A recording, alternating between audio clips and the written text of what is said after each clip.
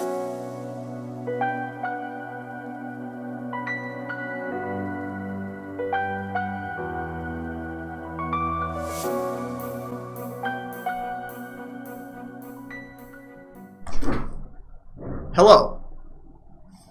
In this video, we're going to be talking about the single greatest carry of the 7.22F patch, and that hero is Alchemist. So we're going to take a look at this match between Team Liquid, where they had Alchemist, versus a Team Liquid assassination squad captained by Gorg-C himself, and you're going to see in this replay why this hero is probably going to be the #1 carry pick for TI9, unless there is some crazy sleeper hero that nobody knows about. This hero looks to be quite insane with this new build that people are doing on him, and without further ado, let's just get right into it. So first and foremost, let's talk about skills and items on Alchemist. Start with Greevil's Greed for the bounty runes, then you go for 2 points in Acid Spray because Greevil's Greed's pretty good at level 1, then you go for Greed, then at level 5, Acid Spray, level 6, go for your ultimate, then after that you can go for a 3rd point in the Greevil's Greed because the ultimate allows you to jungle a little bit better, because at this point you'll probably be in the jungle farming stacks, then max out the Acid Spray so you can farm the stacks faster, then max out the Greevil's Greed, level 10, go for the attack speed talent, level 11 through 16, max out the Unstable Concoction, going for the level 12 point in your ultimate of course. Level 15, you go for the 50 damage talent. Level 20, you go for the 40% cleave talent. And here's the crazy thing about this talent. You would think 40% cleave in the late game. Oh, that's only good for team fighting, right? Because at this point, you're probably already 6 slotted as a carry. It's level 20. Realistically, that's late into the game. But guess what? Alchemist can farm moon shards. He can farm Aghanim scepters for his team and for himself. There is so much to get in Dota now after the level 20 mark for carries. And the thing is, with this build, Alchemist gets so many kills and farms so fast that he accelerates so quickly in terms of XP per minute up until level 20 that the 40% cleave talent is insane. It makes Alchemist essentially Sven, except way better.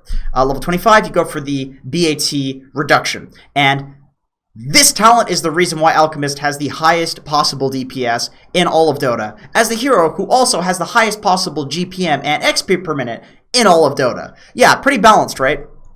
So, level 1, in terms of items, you go for your typical Stout Shield, probably a bunch of regen depending on the game, so 2 Tangos, and probably a Healing Salve. Then after that, you go for 2 Bracers, and I can say that this is largely consistent with what I've seen in North American pubs as well, so if you're looking to follow a build, this is the build that everybody is doing, including Miracle, almost the exact same items.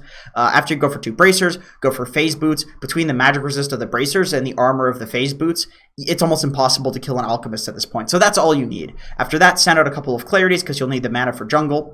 Then Radiance into AC. This is always the build that I see people doing. Radiance into AC, and then that's when it kind of diversifies a little bit. In this game, Miracle went for a Blink Dagger. I've seen that a lot. After that, Solar Crest, I've seen that a lot as well. It makes it so your right clicks do so much damage, and it makes you incredibly tanky. After that, go for Eye of Scotty. This is always the late game pickup that I see people are getting into Abyssal Blade, which people will usually get. You're just hitting people so fast with that talent. You're constantly bashing them. You're constantly slowing them, and you do a ton of damage.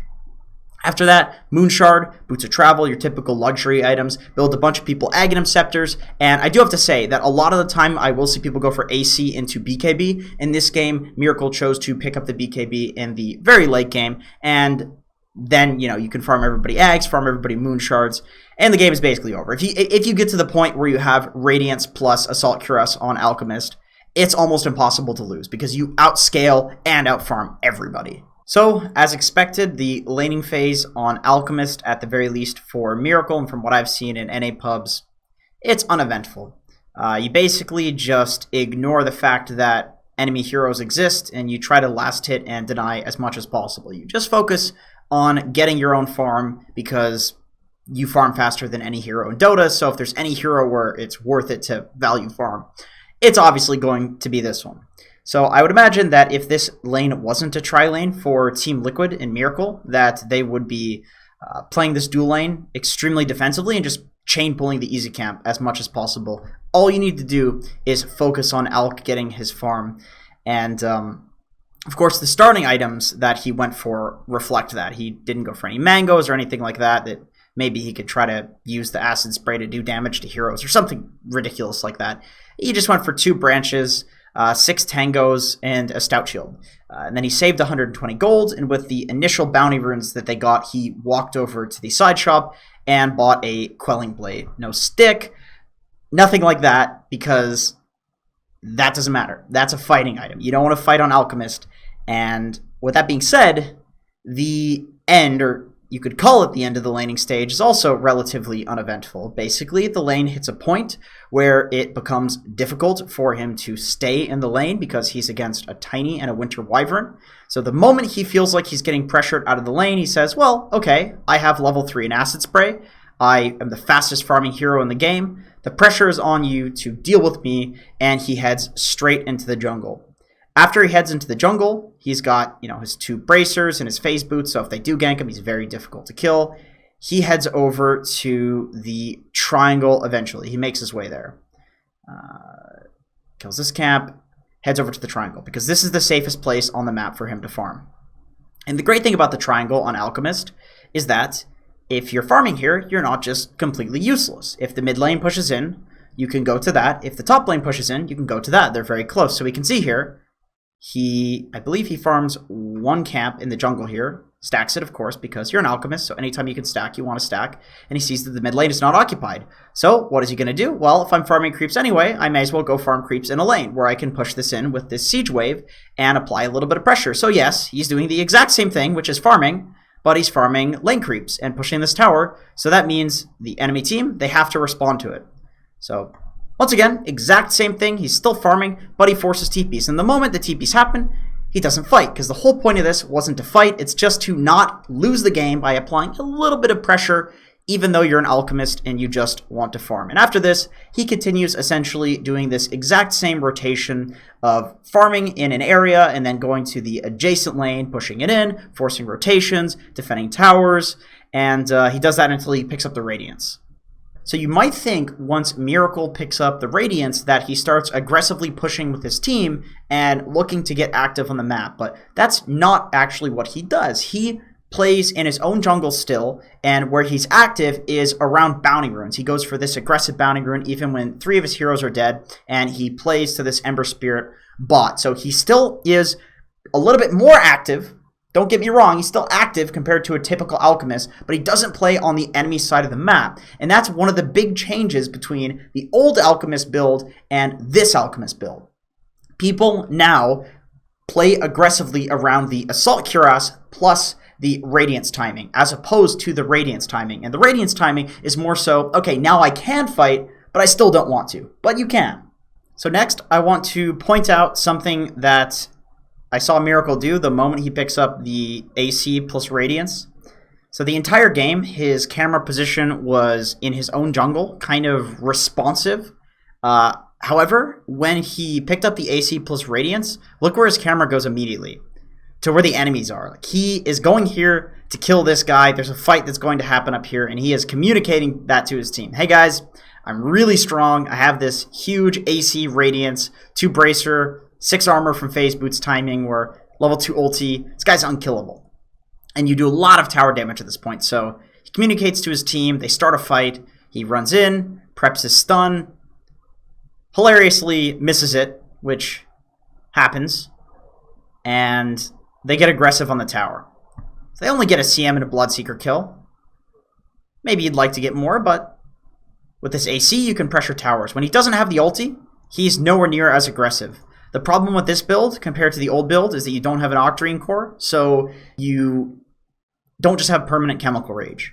So he makes sure to farm in the area near his team, waiting for opportunities without the Chemical Rage, and when he has the Chemical Rage, he just runs in like a madman as a frontliner. So you have that Jekyll and Hyde thing going on here as an alchemist. Gets ruptured, pops his ulti, runs back in even though his team is dead. Looks to possibly fight because he knows that they're so strong that even with just a Rubik here, they could still possibly take a fight.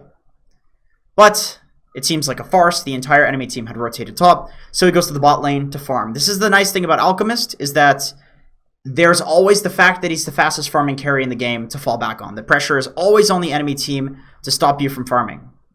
And then he makes this interesting little play here from the side shop, where he picks up a Blink Dagger, uses it to blink into this camp here, runs over here, prepares to farm this lane, sees the Tiny as a potential kill, so he drops the Blink Dagger out of vision and then runs into the creep wave to show that he doesn't have the Blink Dagger. And then he picks it up again. So if anybody comes here, they're going to have seen him and think that he doesn't have a blink. And look at this bounty rune fight that's about to occur. He might pick up a kill here because the blink was not expected. Just a cool little trick. Not the biggest thing, but definitely a Miracle level play right there. After Miracle has his Solar Crest plus AC, they smoke and try to take a fight around the Roche pit. So once they see that there's no free pickoff to take around Roche, they just walk into Roche. So I believe the reason that they walk into Roche is, well, twofold. Number one, because of the minus armor from Solar Crest, from Assault Cuirass, the raw damage that you have with the level 15 talent and all of your items, as well as the minus armor from Acid Spray. It's really easy to kill Roche. You can kill it super quickly. So if the enemy team doesn't contest you, you just get Roche, and then you win the game. But if they do contest you, well, all of these items are not just good at taking Roche on, they're also solid timings to take a fight. First and foremost, we saw that Liquid was looking to take a fight. So this forces a fight, and as anticipated, even though it's a little bit difficult with some buybacks, Liquid wins the fight, and they take Roche. And then once you have Roche, once you have a 7k gold lead, once you have map control and you're getting all of the bounties, it's quite difficult to lose the game. It's quite difficult. So once you have a large amount of map control, and you have a gold lead, and you have an Alchemist with Aegis, and all of these things that are just going well for you, it is pretty easy to win the game. That is true. However, there is one last hurdle that you have to get over, even in an easy game, that can be quite difficult. And that hurdle is pushing high ground. So I just want to quickly look at how Liquid executes a proper high ground siege. So if you're playing Alchemist, you can kind of instruct your team to let you do this. And it's very simple. Basically, his team spreads out behind him, not hitting the racks, not hitting the tower, because what's the point? Alchemist will do 70% of the damage anyway. So what is that extra 30% to put these guys at risk of getting killed? So, and the way that they're spread out is important too. If this Winter Wyvern comes in and curses anybody on the back line, they're spread enough that if you curse this guy, this dude's not going to get hit, this dude's not going to get hit. If you curse this guy, likewise. They're spread enough that nobody's going to get hit by a multi-target ability. Two people aren't going to get hit by a multi-target ability. And the Alchemist is playing the front line. They're literally just sitting and supporting the Alchemist while he hits buildings. It's as simple as that. You don't dive. You only go on the enemy team if they disrespect you. If they come up and they try to go on your back line, then yes, you can fight them. But if they don't do that, why put yourself out of position when you can just take the enemy racks for free? So that's it for this video. Thank you so much for watching. And a quick shout out to everybody who is supporting us on Patreon and everybody who's booking coaching sessions with yours truly. I really appreciate it. You have allowed me to move on from Diet Sprite and Diet Ginger Ale, who is no longer my best friend. My best friend is now Diet Off-Brand Cola because it has lower aspartame content, and my family has a history of early onset dementia.